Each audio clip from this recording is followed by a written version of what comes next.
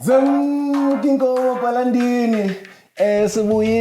Sibuyiswa indoni, sibuyiswa nini man, because nenza lando nienza yo. Niti cousin brother kochonga pi awkward economist, niti yellow phone kochonga pi awkward economist, niti kanichongen nane man, kanichongen niti like, niti subscribe, niti like, niti subscribe, nibukele matota. Makabane siyabulela man ngalando nienza yo koko. This week we are starting off on a very sticky and a very sweet note. And we are joined by a binary today, and she's really, pioneering into a very interesting space in terms of some of the markets that we might not be ordinarily thinking about, vis-a-vis awkward economist, and really today the point is really to get into some detail around some of the nuances of the kind of work that she's doing and how that might inspire you, I think, to stay firm on your journey of seeking value creation and doing them big things. So we welcome you, Sis Nombulelo. Nombulelo Moy, so Genemazgos Moy, Mosinde Praktik. So she's going to tell us about the beauty of her business. And so, without taking it any further, can you tell us who Sis Nombulelo Moy is and really the essence of our conversation today? All right, so Nombulelo, as you've said, is originally from Port Elizabeth. I'm in Gauteng at the moment. I am a lover of all things sweet and culinary, and that's how I got to creating this brand called Nom Noms. Handmade jams, and it is a journey that I started in 2016, and it was born out of my desire and passion to create a business for myself, because that is where I ultimately saw myself, because I wanted to be an entrepreneur literally for the better part of my adult life. And then, so we were speaking offline earlier, and you were telling us really around, how the name Nom Noms got inspired. So can you just tell us a little bit of that journey? So the name Nom Noms originally was Nom Nom. And in an effort to distinguish the brand from just the general phrase that people would use when they're having something that is enjoyable, they'd say nom nom. To distinguish it, I added the S to make it stand out as the brand. And it really evolved from the desire to want to create a business, or let me rather say a restaurant. And over time, the idea evolved into a product because I believe that a product would give me greater reach in a shorter amount of time. So, Tina, we all grew up, the children of the bread. You'd have your white bread, kabirama, fagichem, and then, of course, the psychopaths would eat marmalade, or bovro, all of that. Nasty stuff. So, why jam? I mean, yes, I understand that, of course, it's part of, it's a very nostalgic type of a food group, if I can call it that. But why jam as your choice of entrepreneurship? Because it had to be something that I enjoy, because I felt that if I chose something that I truly enjoyed myself, then it would be easy for me to fully immerse myself in it and create a beautiful experience, because I'll be creating a jam the way that I would love to have it and experience it. How did you create your jam? What did YouTube was YouTube. But how did you get there? I literally started off with YouTube videos, learning how to mix all the ingredients together, the rations and the proportions and all of that. I had to decide for myself according to what I felt would be a great balance between ingredients. So the entire idea was really to make sure that we preserve the taste of the fruit and add enough sugar to make it a jam, but not have the sugar overpower the taste. So it was really just a learning process over time, starting from YouTube videos, reading up on different recipes and deciding which recipes would suit my brand specifically. So So now because earlier we said we'd speak about, what the coolest part of, or a cool idea, or cool element of Nom Noms that the ordinary person might not be thinking about in terms of what's cool about this business. So now I'm putting you on the spot and say, what's another cool thing about this business that we don't know right now? Another cool thing about the business, besides the fact that I taught myself. Yes, besides that. Besides the fact that I taught myself, is really, I would say, the history behind it. Part of the history of why I wanted to create a jam. So, we all grew up with a jam that's in a can. And that's how a lot of people experienced it growing up. Yeah. So, a jam experience for me changed when I was, I think, in first year varsity, when my grandmother brought a jar of jam from a relative, actually, in Gauteng, when I was still living in PE. So that completely changed the jam experience for me.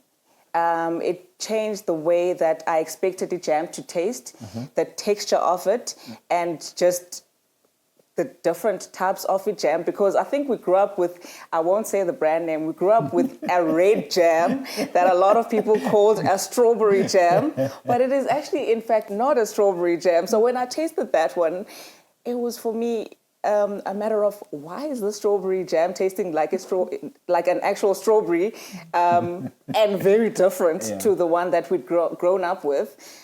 And so that completely changed it for me altogether.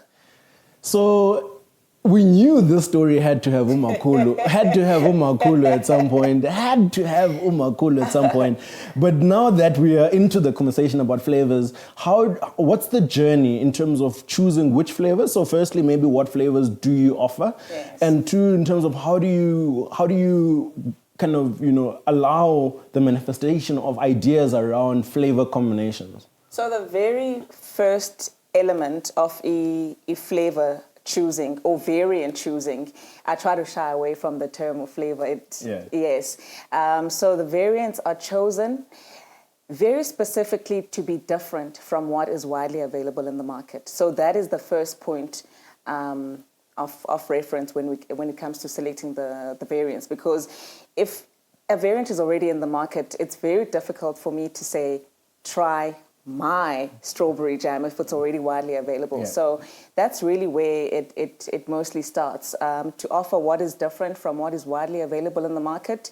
And also in terms of a taste, as I mentioned, that we get a nice balance of the sugar and the fruit. And the variants that we currently offer are currently seasonal. So we've got guava, which is for a very specific period. So we've got such variants as guava jam, which a lot of people are quite surprised by, because you understand. So it gives them a different experience of a jam, which really solidifies their relationship with the brand, because it's not just about experiencing a jam. They've had a new experience of a jam with a different variant, so they associate which guava does it taste like? Does it taste like the tin guava or the off the tree guava? Because those two guavas taste very different. They really do. So I just need to understand, which guava does your jam taste like? It absolutely tastes like the original guava that you grab from your tree. And quite interestingly, I've had even chefs who've had so much experience in the industry telling me that they've never come across a guava jam. They've never come across a papaya jam, which is also another one of our popular variants. And the two variants that started in Nom Noms were nectarine and plum. And so if you can look at the mix, you can tell that that is what our value proposition is. Yeah. So,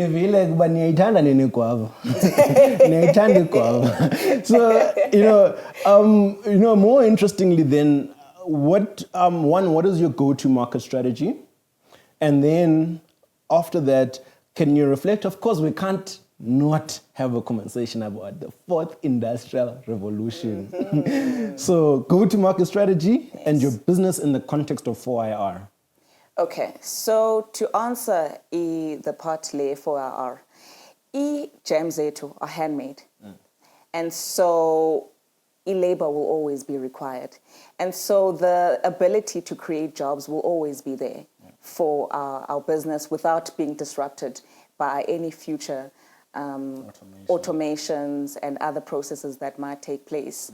And so in terms of our ability to integrate, in terms of the systems, we will be engaging fully with E4IR for market research and other uses. And yeah, in terms of job creation, we will still be able to do so. And then, so we understand then, the conversation around the 4IR that you've just brought in, but again, so how are you making yourself visible? So where do people find your product? How do they look for it? And and what are the various ways in which people consume jam outside of putting it on bread? So the biggest benefit of the social media is our ability to reach people, not just where we are, but across the country and abroad as well. So social media has really given me the ability to reach so many people and create awareness around the brand, and also e-markets around Gauteng, where we get a chance to engage with a consumer directly. We are able to get feedback from them in terms of what they're looking for, in terms of what they feel around the brand, what the experience is with the taste, with the texture, how they believe we can improve a brand and the jam as well. So Which markets? So we've got e-neighbor goods, we've got Hey, Bram kids, we're around there. We're at neighbor goods. We've got pop-up markets as well. We've got Victoria yards that we do as well. There's a farmers market there and a first Sunday market that they host as well. We've also got, what other markets are there? There's quite a couple of them. And what I do is that what we do as a Nom Noms is that we upload on our social media. We will be found on which particular weekend. Okay, so which social media? Are you on Facebook? We are on Facebook. What are you on Facebook? Nom Noms Foods. Nom Noms Foods. With an S at the end. Nom Noms with an S. Twitter? Twitter, it's at Nom Noms Foods. So it's the same across all social media. It is Nom Noms Foods. At Nom Noms Foods on both Instagram and Twitter. And mix it? Yes, we must make a plan for it. I think we'll mix it. We'll make a plan there. And we really spoke about, just how much, this business anchors itself around labor absorption and how that continues to be an important narrative in how we think about sustainable economic growth and how we need to ensure that the tools that we take advantage of in the economy to deal with that 29% unemployment are the tools that are able to absorb labor. And so we absolutely appreciate businesses like Nom Noms Jams that despite a growing a market or an industry where automation is becoming more prevalent, they continue to anchor on this handmade energy about it. And so we appreciate the fact that you are a contributor to the economy. We appreciate that you are employing people. And we appreciate the fact that you are, again, challenging our food experience, with this jam. And so we absolutely appreciate you being here with us. We thank you for the work that you're doing, and we can't wait to see more exciting stuff coming out of the Nom Noms brands. Absolutely. But there are some other things that are probably cooking in the background, but of course I can't release that information right now. But at the end of the day, this is where to go find your guava. Awkward Economist, go like. Awkward Economist, go subscribe. Uti cousin brother, uti yellow bull, uti slay queen. Awash.